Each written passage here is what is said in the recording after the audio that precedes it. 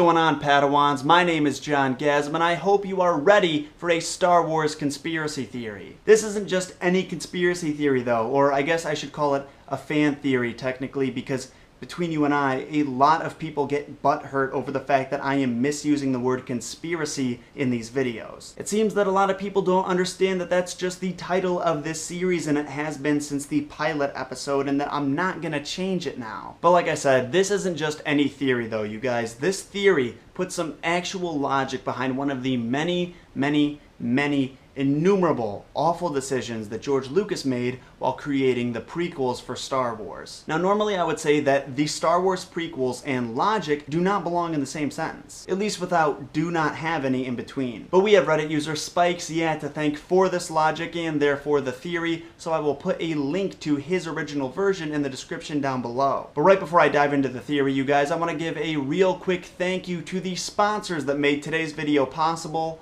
Loot Crate. If any of you are not familiar with the service, which would be pretty impossible if you've been regularly watching my videos because I've been peddling them pretty hard, it's my first sponsor, you can't really blame me. Loot Crate is a monthly subscription box service. Every month they send you a box with over $40 of nerdy goodness inside it. The membership price range is pretty low, anywhere from $13.95 to $11.95 can buy you a membership. And if a membership is still looking too expensive for you, you can always use discount code JOHNGASM at checkout and get an additional 10% off. I assure you guys that it is a worthwhile investment if you truly consider yourself a nerd or a fan of pop culture or a fan of me. Okay, now it's time to dive into the theory. I'm sure we can all agree that Darth Vader screaming no at the end of Revenge of the Sith seems pretty awkward and out of place. Like, sure, Anakin's an emotional dude, but the Darth Vader that we all knew and grew accustomed to from the original trilogy would never scream like that.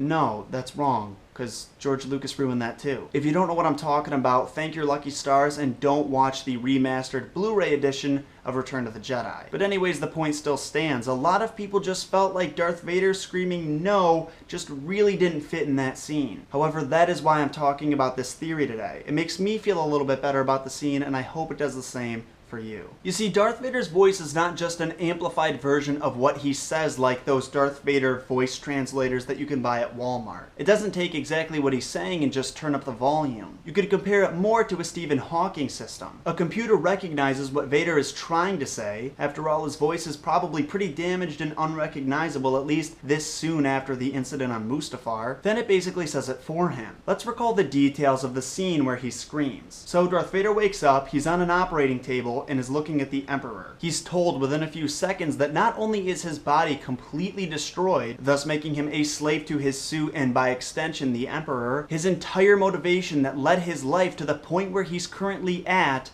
is dead. Not only that, but as far as he knows, his unborn child died with her. Vader breaks free of the operating table, takes a few steps forward, and does the only thing that anyone in his situation would do. He screams an unholy, blood-curdling scream. It would be a little bit more extreme, but he's essentially just going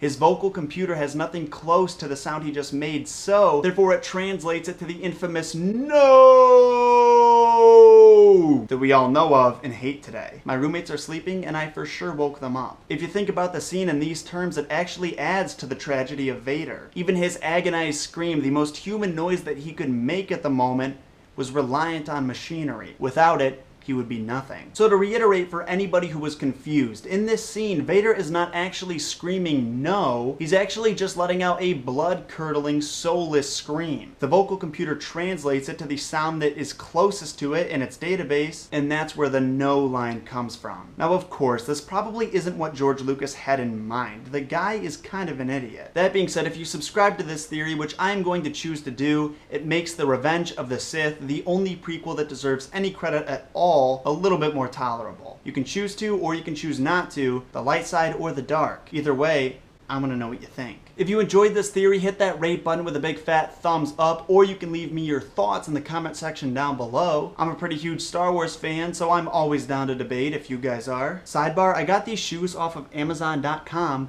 They are Vans Hoth-themed shoes. So, I don't know if you would even be able to hold on to your virginity after you wore these. I know I couldn't, as of like this morning. If you enjoyed this theory, or I guess even if you didn't and you just liked hanging out with me and thought I was a pretty cool guy, you can hit that subscribe button down below and you'll get a notification every time I upload another video. I make 3 videos a week, so plenty of John-gasms for everyone. If you want to get some input from your fellow nerds and friends, you can always share this on Facebook and Twitter as well. Thanks for stopping by, you guys, and I hope to see you soon. May the Force be with you, and blaze for life.